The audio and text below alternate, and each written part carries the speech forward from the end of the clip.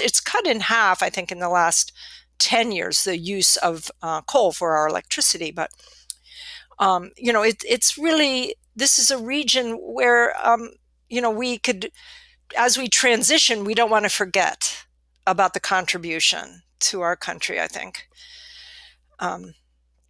But yeah, the people were, in fact, it's a part of their heritage and their work, and they're working there. And then the conflict of knowing, are we being put in harm's way, and sort of the conundrum, if they talk about that, would they lose their job? Would there be retribution? There are a lot of issues like that. Has it really been eliminated? There are still impoundments. Now, I'm not an expert about what impoundments are out there, but you said, can we change this? I think we have. Welcome to Care More, Be Better, a podcast for people like you who care about the social impact of conscious companies and everyday heroes. Hear inspiring stories from those who put people and planet before profit and personal gain. You'll learn how you can make a difference, vote with your dollars, and get involved today. Here's your host, Corinna Bellizzi. Hello, fellow do-gooders and friends. I'm your host, Corinna Bellizzi.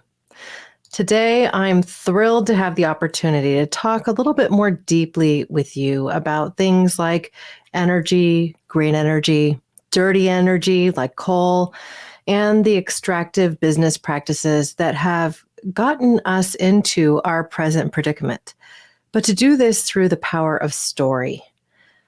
The reality is that we experience worsening disasters, floods, fires, out of control weather systems that create sometimes perilous conditions for many.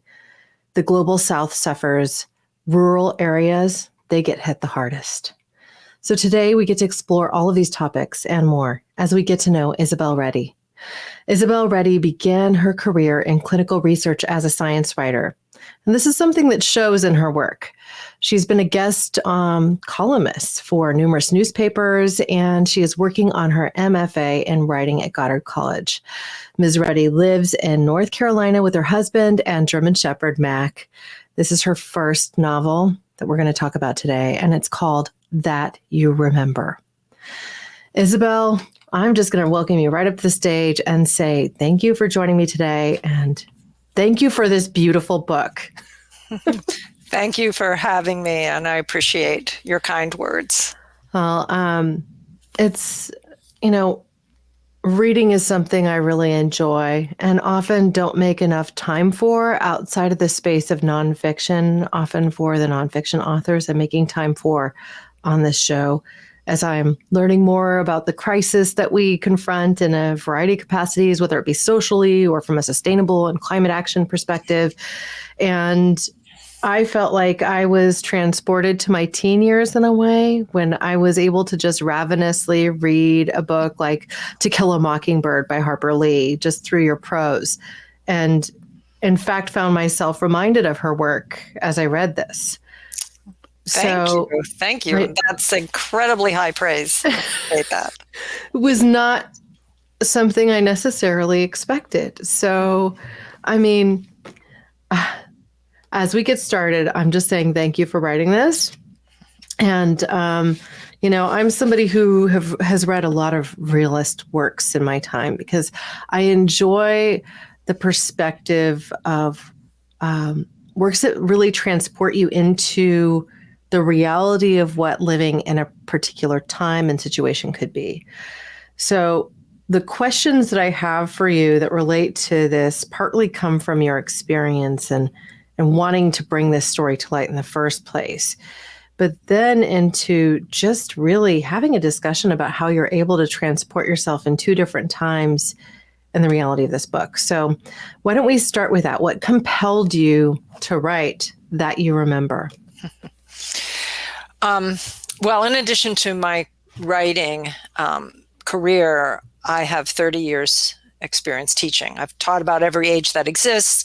And when I went into the school age, I started with adults, and then I taught preschool, and then went into the school age. I taught the alternative learner in a school for students that were removed from the public school. And in the Durham Public Schools curriculum, we read Kai Erickson's, he's a sociologist, and he did a study of the Buffalo Creek, West Virginia area and the results of the disaster of February 26, 1972. It was called Everything in Its Path, that book. We studied it. I taught it. They did dioramas and projects. And in reading about that, I read that Pittston Coal Company was the responsible coal company. I don't know if you know, Corinna, but my father was a past president of that coal company.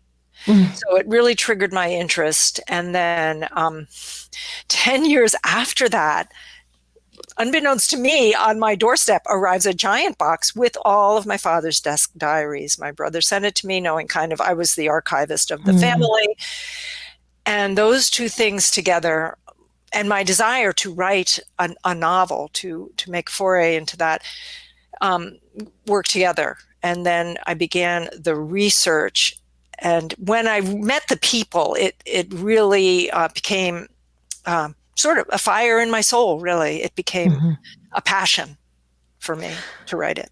So let's talk about what that fire in your soul was really ignited by. I mean, this is a disaster that hit a very small town, and, people lost their lives because the company in that area had basically eschewed the environmental protections that were in place and, continued to mine and create slurries or like wood that eventually would flood and break free, right? So, I mean, how many people were affected by this? I mean, the whole town, but what does that really look like? And is that reflected within the fiction of your novel, or is that somewhat expounded upon? I'm curious. The disaster happened before Pittston acquired Buffalo Creek Mining. They had been making these, they had three dams. They were grossly out of all compliance, out of all common sense, really. They were built basically like putting gravy in mashed potatoes. And they called it a dam, and that was a bit of a euphemism. They were, like mashed potatoes, they were crushed gravel. Two results of the production of coal. One is slag and crushed rock that you separate from coal, and one is the water you use. So they made these egregious pond impoundments, and they were at the top of a coal hollow. In my book, I do try to explain the topography of the conical mountains and the steep hollows, which they called hollers. So this particular one was a 10-mile stretch of little communities, like beads on a necklace strung on a 10-mile stretch. And the wave that was formed, well, I shouldn't give it all away because people might want to read the book, but up to but it's based on something that actually happened. Like you're essentially, Yes. You're fictionalizing the story. You create these fictional towns, but it's all, and the fictional company, Rowan Coal, right? But it's really based on a true story, and then some romance and other things are brought in to keep the story moving, which I think is also what made it such a joy to read.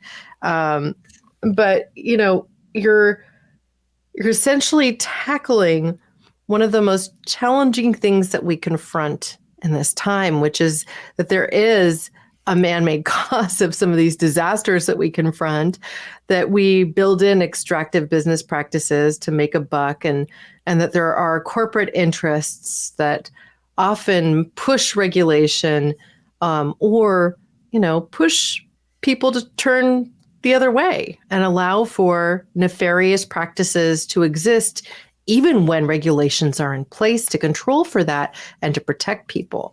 And so when we're living in a time like today, when we're politically divided, and when one side is saying we need less regulation and the other side is saying we need more, who's stuck in the middle is often the rural communities that are left in peril when something like this happens.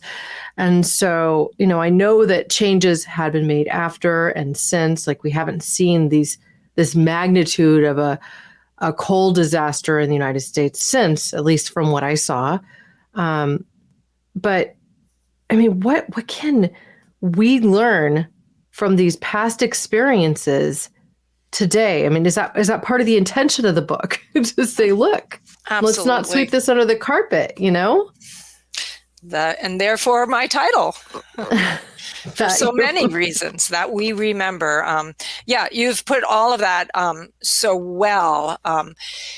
Basically, irresponsibility, negligence, stupidity, careless design went without check for numerous years with regard to this particular disaster. And unlike many coal disasters, Farmington and many other ones, it wasn't strong miners who signed on to work as a miner and take that risk. It was largely women and children that were the victims.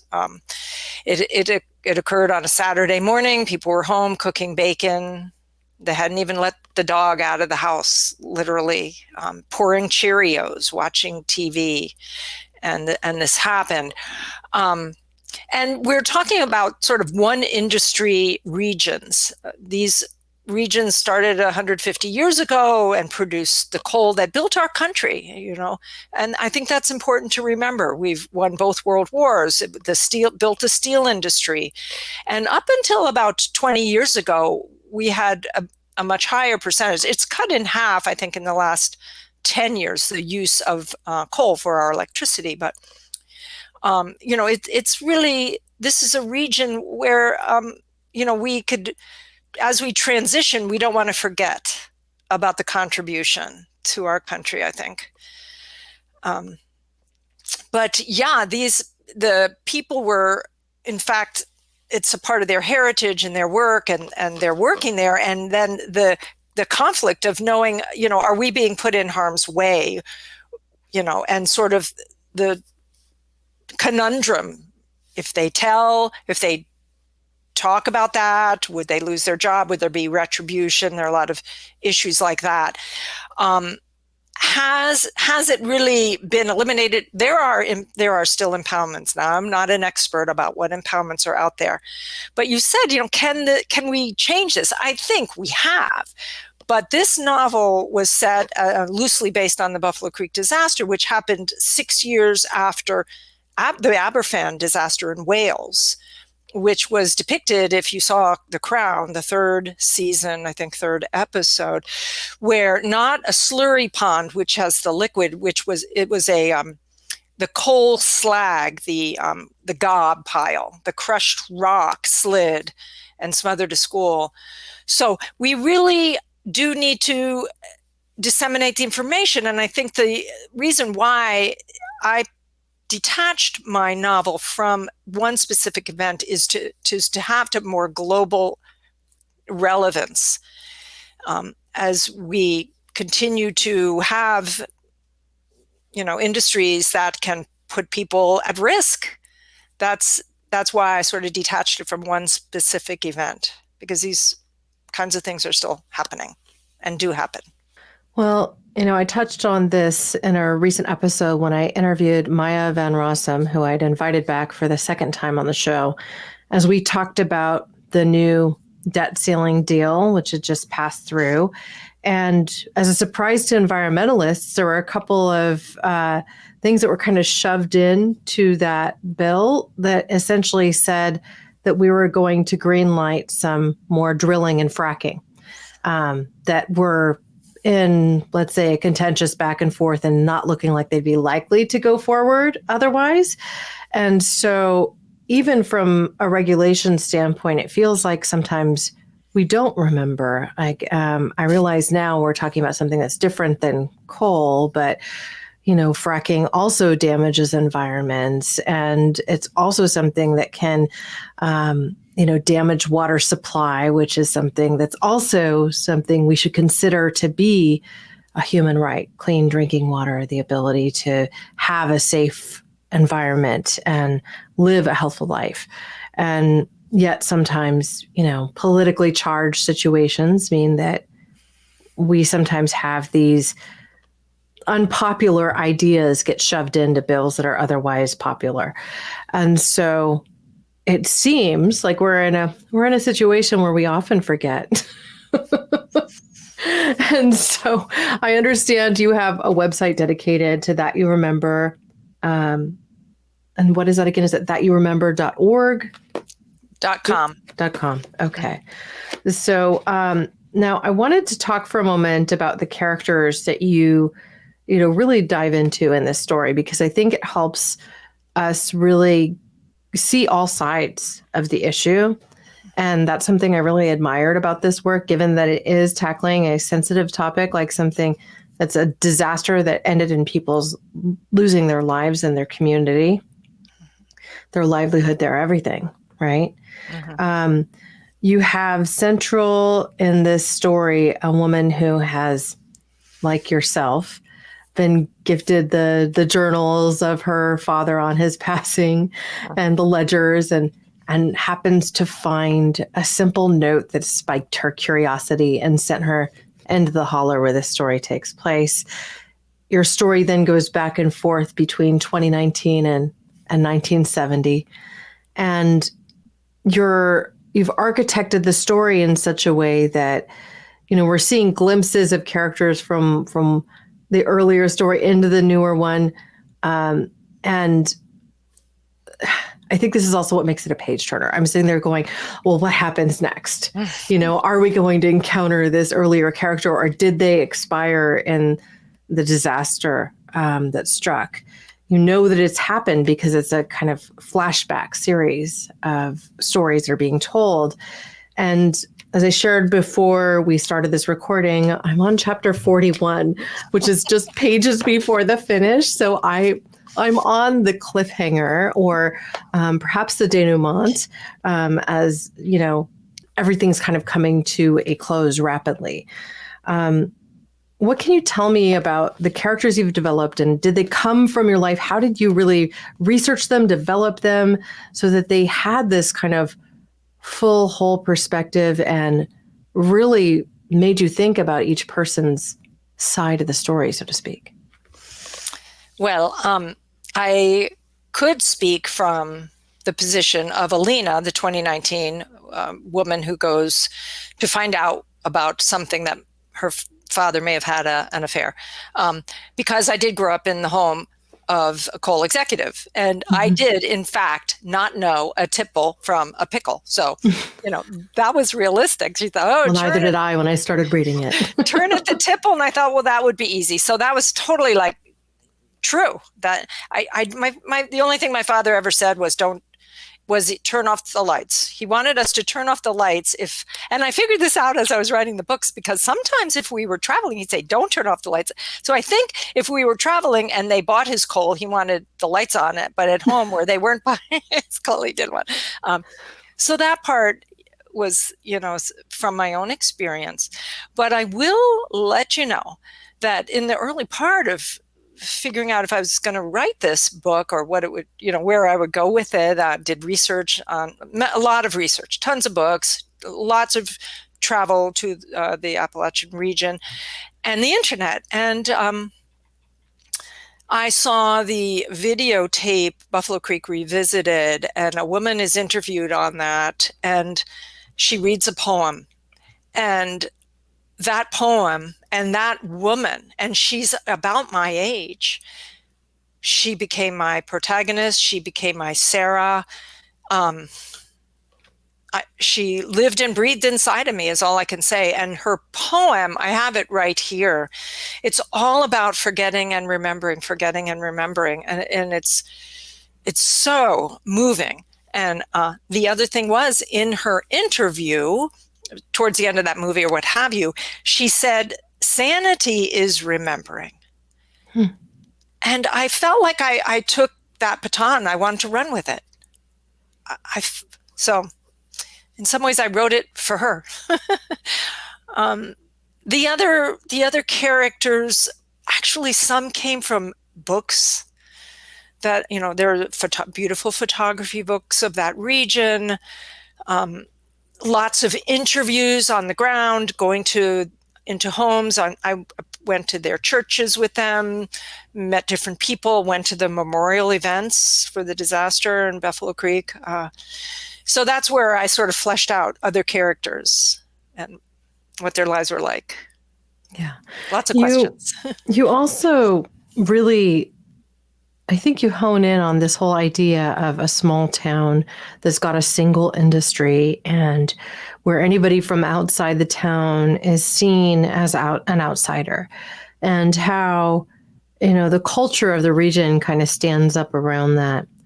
How welcoming and warm one of these small towns can feel on one stripe, but then if you've moved there as an outsider, how you can also always be made to remember that in some way, that you're not from around these parts, right? Yeah. And I wondered if that was connected to a personal experience you'd had, if you had grown up in a smaller town, and if it's something that you kind of still see there in doing your research. I absolutely saw that there. I didn't grow up in a small town, but it seemed to me from my experience talking to people that the geography of that region is so specific that people were reluctant to say what it was like in a different county of the same state. So that was certainly the case. And what was your other question? Well, I'm just really trying to get was that I guess the question for me is rooted in, is this a problem of the past, or does it still feel like certain parts of this territory are kind of stuck in an earlier time in a way where it's like, outsiders are more, you're always treated as other as opposed to feeling like it's an embraced community? Well, what you're seeing in my novel, in the majority of the novel, which is in 1970, is a period of time when the unions were still very strong. Mm-hmm. And there were a lot of strikes. People would strike. They would strike a lot, sometimes for non-coal related issues. Sometimes I've heard like school books or just non-coal related issues, and they would call wildcat strikes.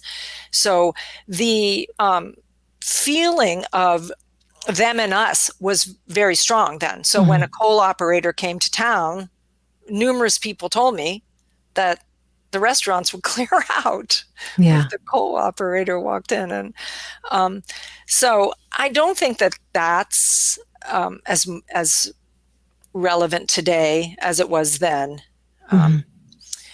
So I think that was a period of time. But as I say, still now, people who have lived in those regions all their life are sometimes reluctant to say what it's like in a 50 miles away in a different county.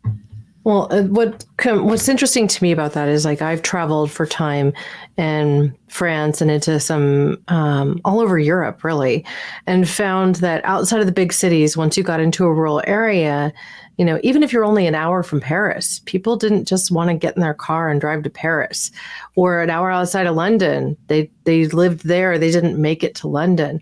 Whereas here, you're an hour from San Francisco. It's like, well, yeah, I'll go to the city for an evening or something to that effect. And I think part of that is that we're, as a country, pretty spread out.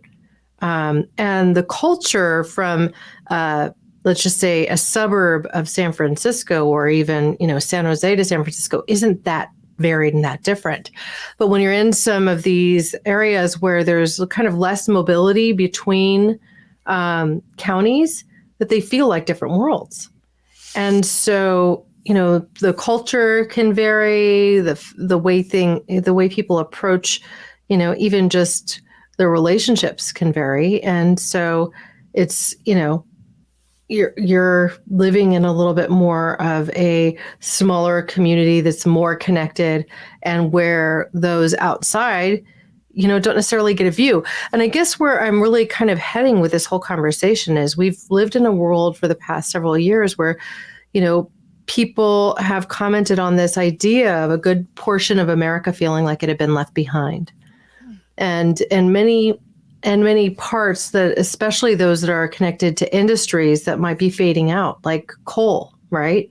Where we're relying less on coal today and more on solar. We're relying less on, extracting minerals from the ground and more on technology.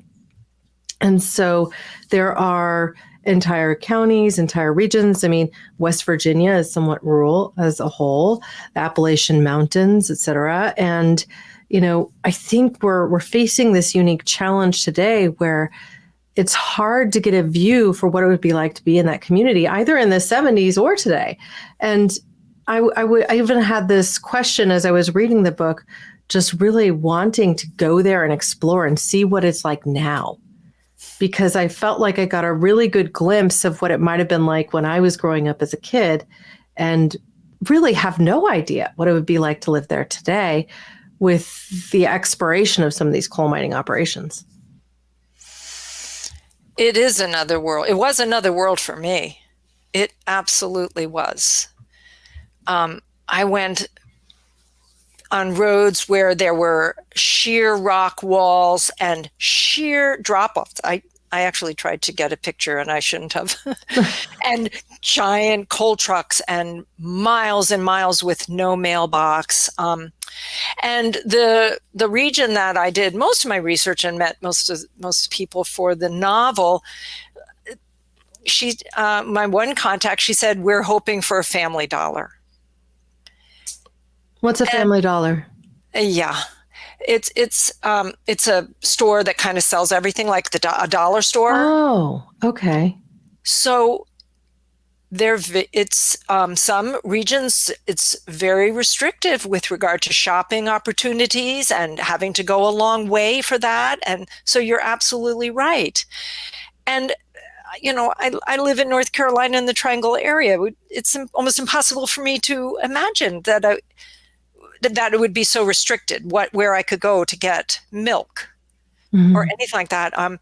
I saw many, many families with multiple generations living close together in the same house. It's in my book where the young miner comes in, he gives his grandma this big hug. And so you see a lot of that, families. Really strong family connections, yes. Multi-generational.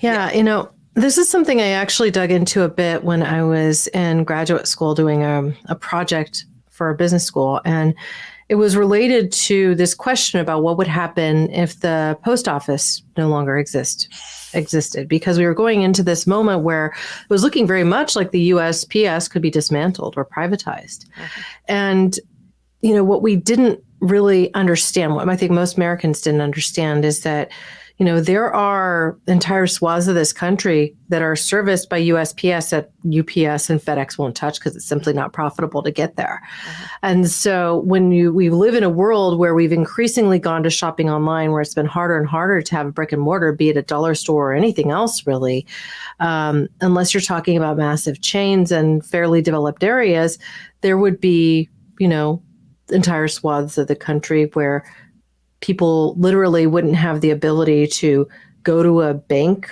branch office, to go, get packages at their home, and to ultimately be able to live a more modern life, even if they chose to live rural, just because they'd have to drive an hour to the post office type thing. And now you're going to take that away.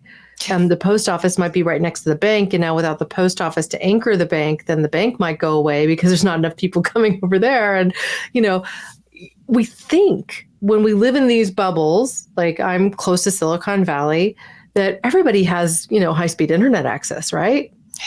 And that's just not the case. And so when we, go, I go to a friend's cabin and it's like a little vacation and it's kind of novel that there's no internet. When you realize that it's really challenging to get internet in any of these places, you might be working with a dish to get some TV or whatever, but you just don't have the ability to stream high-speed internet and watch your Netflix.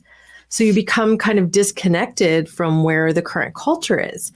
And, when you say something like, okay, well, they're hoping for a dollar store, that's what that brings me to, because we, we have a beautiful country here. We have areas that are not as populated that have become national parks, and they're great. And, we get into them and we're able to explore these outdoor spaces. And we actually have spots where people have chosen to live because they want to live in a more rural way, or maybe they're connected to farming, or they came for industry and then the industry left, and they don't necessarily always have an economic way out, even if they wanted to find one, right? Right. And they don't have the same internet access. And now we threaten taking away something like USPS or the social systems that support the area. And the impact that could have is actually kind of dire. So I guess I just wanted to bring it up because it felt like it brought me to that too. I happen to grow up in a semi-rural area, so I think about these things, and it really kind of takes me back to those moments of spending summers up in the mountains outside of Southern Oregon. Now everybody has cell phones, but the time I was there, it was like landlines would go down because there was a windstorm and you didn't even have phone, Right. And as you say, these people, they're not on vacation. They live there. They're not on vacation. It's not a choice. Yeah. And I think I have my character, Alina, if you recall, when she wanted to find a place, she stopped and asked the local sheriff. And this happened to me. He says, "Do you know where the high school used to be?" No. "Well, do you know where the hospital used to be?" No. And there weren't signs on the road. So I had to follow him. But there were so many, "Do you know where this used to be?" Like, so much has gone, with the drop in coal, at the increase in machinery, using less coal. It's, it's almost, I'll say, ghost towns, so much have left that area. But on the other hand, I think my novel shows that I was pretty surprised at the warmth, the graciousness, the openness that people showed me. And I almost feel like there are numerous people where I could, if I had to spend the night at flat tire or this or that they would open their arms to me. They were so gracious. The first time I went there, I was prepared for the non-cell phone thing, and I'm not so great with directions. So I bought one of these. It was called Find Me Spot. It was a long time ago, this satellite thing to put on my dashboard so I could send an "okay, I'm okay" or a SOS. But, they sort of laugh and say, "Oh, your cell phone won't work here." The topography, and just don't have the cell towers. Right. Well, there's part of me that says that's also beautiful. I had the pleasure of interviewing a gentleman who had hiked all over the Appalachian Trail too on this show. And, it's an area I've always wanted to visit, just to see nature and these beautiful ravines and really how the world, to get a glimpse of what it was like before we kind of started our progress from the East Coast west, because you do get into these really ravenous areas where there just is there aren't a lot of people. The country roads, you mentioned the cliff faces and everything else. I mean, that's where you wonder, okay, well, I want some safety dot or whatever that was, because if I drive off the road in the middle of the night with, there's no street lights out here. And, what if my headlamps aren't bright enough and I don't see something and a deer comes out and I happen to swerve a little bit and end up in a very precarious situation, right? You were thinking that through. It really happened to me that I didn't know what a tipple was. So this woman wanted to, lead me to her place where I was going to stay. And so we finally found each other, because then there was this another cliff drop off. I didn't want to go. I followed this Dodge Caravan on the most steep cliff, rugged, because I've hiked a lot of the Appalachian Trail. I've done tons of backpacking. You would hardly even it was better than most backpacking trails. And here I was in the car, following her, and she was speeding around the corner. And I was like, I'm not going to get lost. When we finally got to her place, I said, "It was hard to follow you." She said, "Well, you said you needed the restroom." Because at the Miners Mart, there wasn't a restroom. So she stepped on it. I feel like you echoed that story in the book once or Yeah. twice. So, Yeah. People that are very familiar with those roads will drive them like I probably drive Highway 17 here in Santa Cruz County. I remember when I was 16 and learning to drive, white knuckling it the whole day. Now I'm just like cruising yeah. along like it's no big deal. Except there were boulders and there was water. And, Yeah. um, So what is a tipple? Why don't we explain that to the audience? Because we've mentioned it a few times now. well, the tipple is when they pull the coal out of the coal face, out of the mine, and it goes in it goes down it goes in these hoppers and down conveyor belts to the production plant, which is the tipple. And there they separate the coal from all of the slate and slag and other rock and debris that is pulled out by the giant machinery. And they have to use high pressured water to separate the coal from everything else. Then the coal goes into the dump trucks or trains or whatever and gets transported. So that's what the production plant or the tipple does. Yeah. It's just, I'd never even heard it referred to as a tipple before. I just think you'd say coal plant. Yeah. Yeah. Kind of the way you do oil refinery here. I mean, I happen to know what an oil refinery looks like, but I drove by it for, I don't know, a decade before I ever asked the question, what are all those, giant cylinders up on that hill in Richmond? And, oh, it's an oil refinery. It's multi-stages and it's partly gravity fed. Exactly. And that's, I thought I would recognize it, but there are countless things coming out of the mountains that all of them could be tipples as far as I was concerned. They're all just, metal trams and machinery. So as I'm very much looking forward to the last few chapters of this book and finding out exactly what happens in these characters' lives, even though it's based on a true story. So I think I have an idea what's coming, right? But I'm essentially at that climax and the denouement that follows right now. I have to know if you have other plans in place for other novels you're planning to write, or another path that you're planning to pursue now that you're nearing the close of your MFA. I am working on a new novel. So it's very different than that one. It's more on the lines of autofiction. So it's I may be weaving two time periods, but it's a very different novel. It's not historical fiction. It's more of a personal story. Yeah. Well, I have to say, I've appreciated the work. I enjoy thinking about the people who make a community, because that's so clearly and strongly stated in this particular work. And just the transportation through time in a way to my youth and thinking small town where I grew up, and then really kind of spending a moment to reflect on what it would be like to be there today, and really thinking about how we as a culture embrace communities from one to the next that might be very different, that might have different challenges, and give rise to their voices and seek to understand perspective and ultimately ensure that no one is left behind and that we can all remember together. It's a beautiful book. Again, thank you for writing it and for coming on my show. I really enjoyed this book. I can't recommend it any more than I am. If you love fiction and you like to read and you enjoy realist depictions and maybe a little romance, it's a great book. Thank you so much, Corinna. And thank you for saying community a lot. I learned so much about community.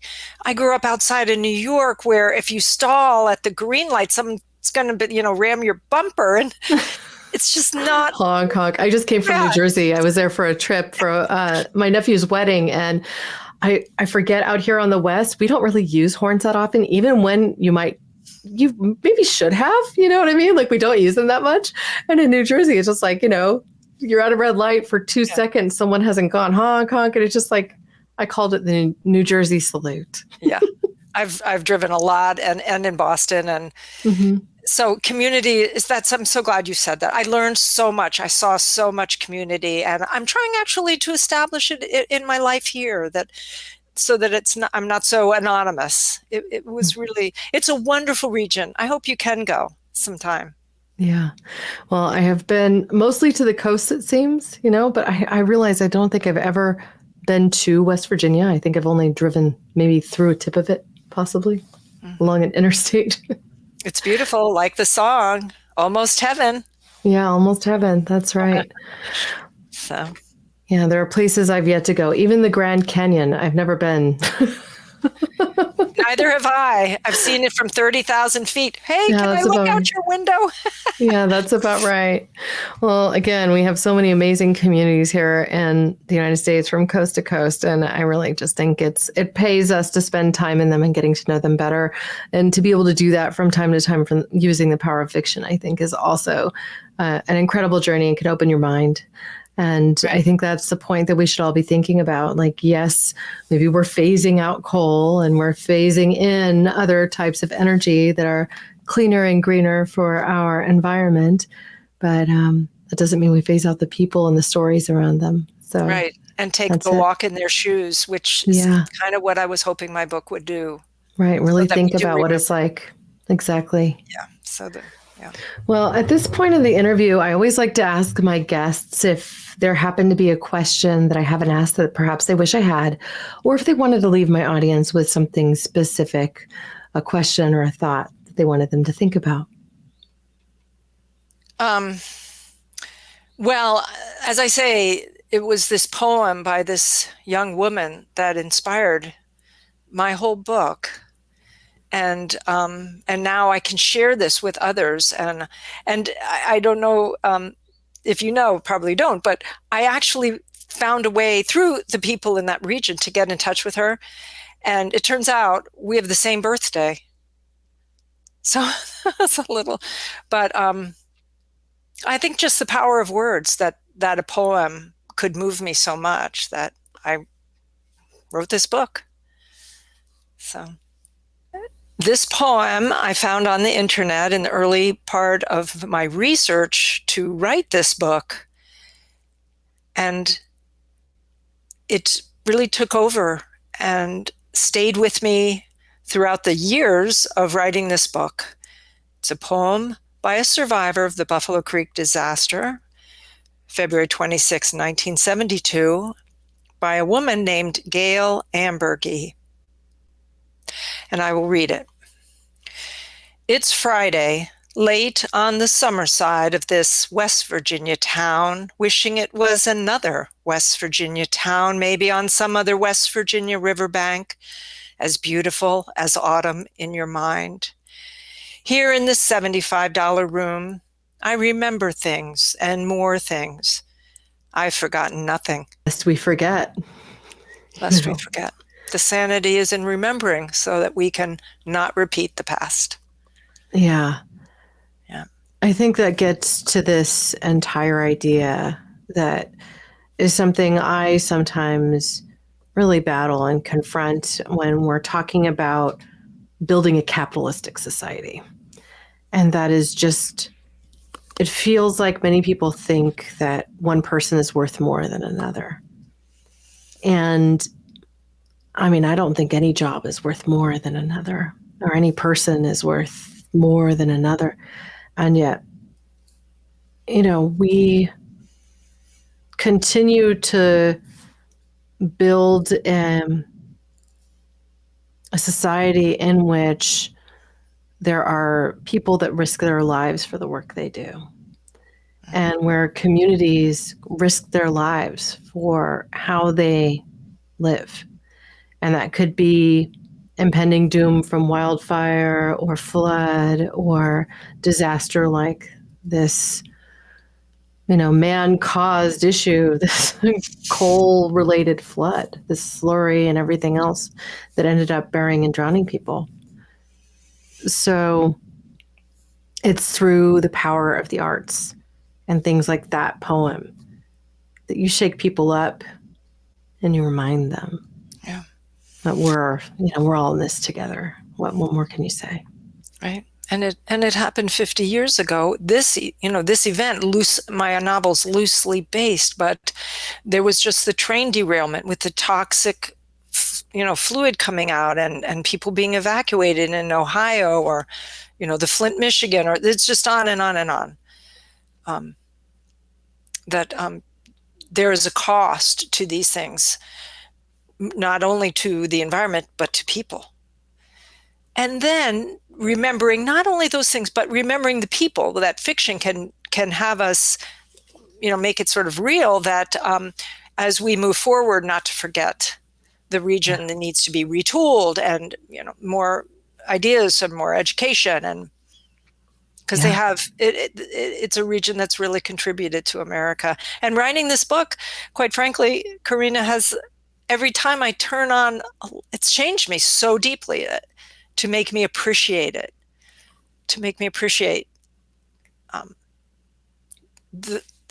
that I can turn on the washer, that it will have electricity, and the ramifications of that. Yeah.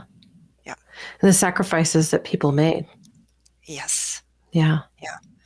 And the whole kiss the miner goodbye, and the woman who told me that, she just teared up. And at both of these memorial events, I went to the 40th and the 50th because it took me 10 years to write the book. It's a long time, but at the 40th, a gentleman was there. It was about my age, so I thought, well, I'll go talk to him. And it turns out that it was the first and only event he ever went to. He lives there. He lost family members in it, and it took 40 years for him to go to one event. And I was told at the 50th he never came back. And I spoke to him. I sat down, and I said, well, what kind of beer did you drink? What kind of cars? How did you fix your cars? You jacked them up, you used cement. And you know what? I didn't ask him a word about the event. You know what? He turned to me and said, it was raining that night. And he just opened up and told me about his experience. Yeah. Wow. Well, thank you again so much for joining me today, Isabel. It's been such a treat to read your book, to have this time with you, and really to remind us all where our hearts and souls should spend a moment. So thank you. You're welcome. Thank you so much. It has been really, really good. The power of words. And as somebody who enjoys the written word, I'm sure that was part of the motivation too, practicing your own chops. And again, I so enjoyed it. I encourage everybody to pick it up. So you can find out more about Isabel Reddy and That You Remember by visiting thatyouremember.com. Is there anywhere else that you'd like to send our audience to? No. Okay. It's such a treat to discover a new great author in the life of somebody like me. I'm a big fan of literature. I've read so much throughout the years. And so discovering That You Remember has been one of my biggest treats of the year so far. Now, you'll see me holding up the image here. You see it's simply a coal pile. And really the words emblazing That You Remember. This book is an invitation on a journey to what it might have been like to be there at that particular time when we had this incredible disaster change the lives and trajectory of people just in a moment. There was a buildup of a long time of people eschewing regulations and making all the wrong decisions for the community. But it also is a story of the power of community. And so I want to leave everyone with this thought today. You can get your inspiration from any number of places. And sometimes it is listening to a song or a poem or reading a great book, discovering something new, thinking about what it might be like to walk a mile in someone else's shoes.